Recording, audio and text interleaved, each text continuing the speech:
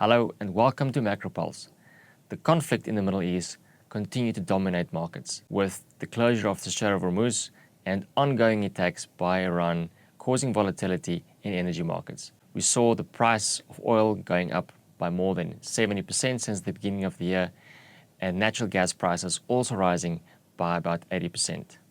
It comes down to the fact that the Strait of Hormuz in the Persian Gulf is being closed, and about 20% of global oil, fuel, and natural gas passes through the strait. The impact on global markets is two ways. One, we see a higher oil price or higher energy prices causing higher inflation, which means that central banks are less likely to cut interest rates in the future. The second effect is that due to these higher prices, producers and consumers have less available to spend on other goods and invest in other ways in the economy, which means it slows down growth. So in the short term, you may get an increase in inflationary pressures, and in the medium term, you may get a slowdown in global growth if this conflict persists. Now, the key question is how long and what is the timing of this conflict? And can we find alternative sources and alternative routes to get energy to the countries for which it is destined for? In our assessment, we continue to believe that this conflict lasts for weeks rather than months. And let me explain. If we look at Trump's and the US administration's objectives in this war, it has been to cripple the regime, to cause damage to the missile capabilities of Iran, and also to weaken its nuclear capability. And on all three of these fronts, the Trump administration can potentially claim victory, and as such, last week have showed that they are willing to claim victory. The problem is that there's been some obstacles from both Iran and Israel. Iran with ongoing attacks and retaliation, and Israel providing or continue to escalate the war. Now, if we look at Trump again, from a political perspective, he faces increasing pressure. Not only does his own voter base find the war unpopular, we see that his approval rating is falling, and influential voices within his political base, people like Joe Rogan and Tucker Carlson, has also come out and criticized the conflict in Iran.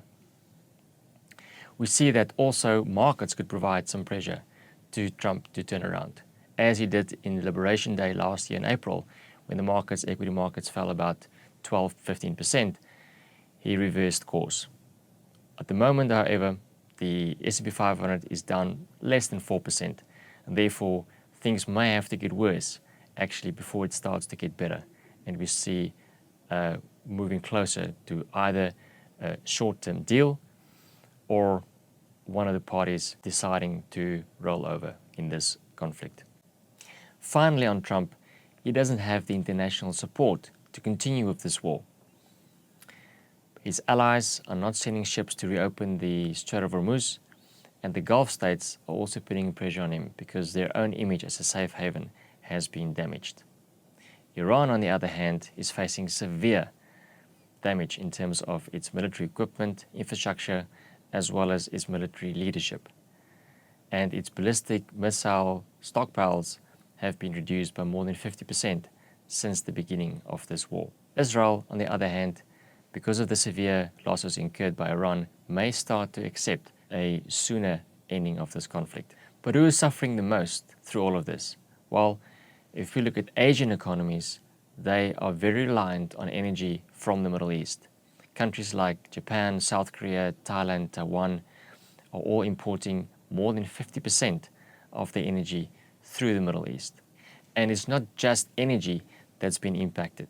About 10 to 20% of global petrochemicals flow through the Strait of Hormuz, and it's used for packaging, plastics, electronics, medical equipment, car parts, as well as construction materials. And 10 to 15% of global fertilizers also depends on the Strait of Hormuz, which is key to agriculture, wheat, corn, as well as rice. So a shortage of fertilizer could add pressure to fuel prices. Other products like aluminum is used in aircraft, cars, construction and power cables. Helium is used in the production of chips, and sulfuric acid is used in the production of copper. these are all being impacted by the supply disruptions ongoing in the Middle East and causing higher prices. If the conflict peaks in the next few weeks and energy market starts to normalize, investors may start to benefit from some of the opportunities that's out there at the moment.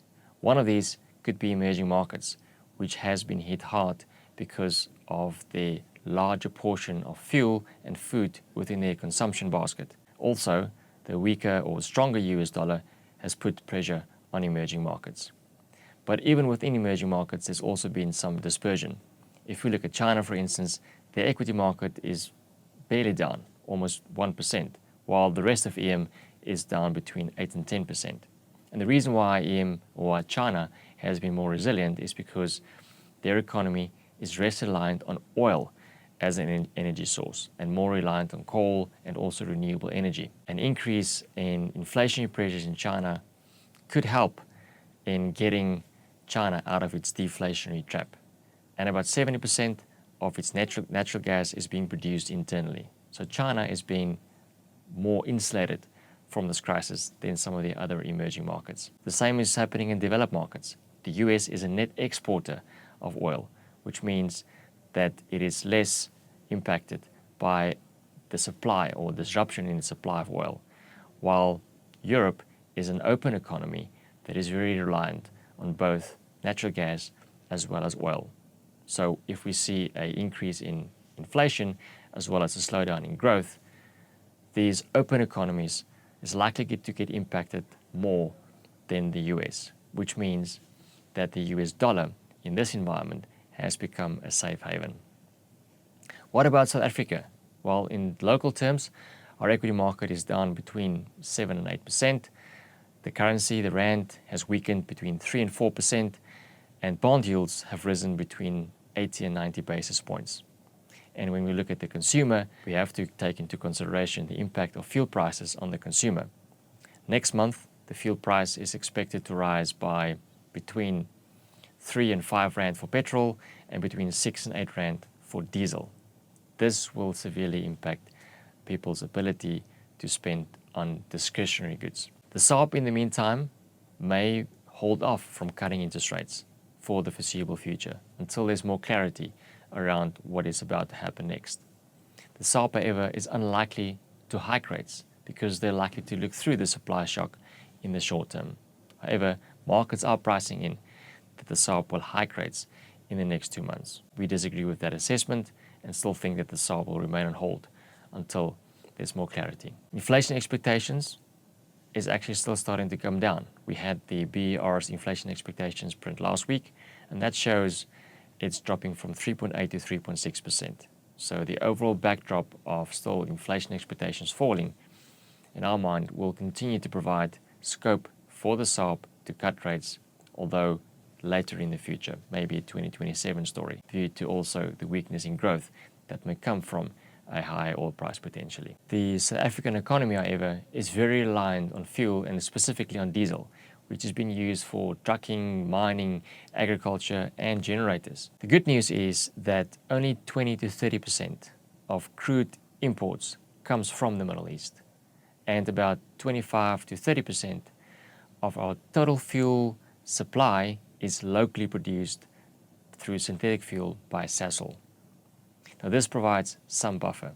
The bad news, however, is that South Africa imports most of its fuel as refined fuel from across the world, but in terms of the Strait of Hormuz, about 40% of our diesel comes from that region, 30% of our petrol comes from there, and around 45% of our jet fuel comes from the Strait of Hormuz. While South Africa has got strategic reserves capacity in the region of about 45 million barrels, the actual reserves is closer to 8 million barrels, which means that if the Strait of Hormuz remains closed and fuel from that region can't reach South Africa and we have to start drawing down on some of these reserves, it may take us about 3 to 4 months before we start to run out of these reserves.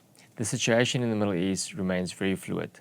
It's very uncertain as to what will happen next, and the situation might change very quickly at any time. We continue to be nimble and flexible in this environment, have a diversified portfolio, and look to protect our assets for the risks that is out there at the moment. Thank you for watching. See you next time.